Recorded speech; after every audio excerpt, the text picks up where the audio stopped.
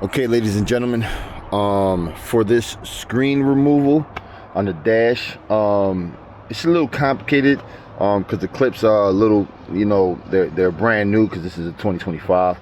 But with patience, you can pry this out and then get to the proper screws that you got to get to. All of the screws, for the most part, are going to be 7mm. So what you want to do is you're going to remove these 7mm, these three, okay?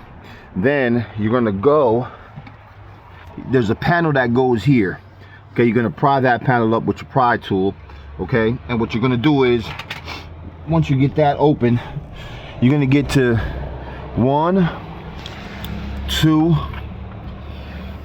3, 4 screws, okay?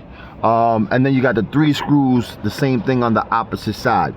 One thing that you'll notice is that as you start to try to pry it out, it will not come out. That is because underneath here, you will have 2 other screws. One right there, and where's the other one? One right there.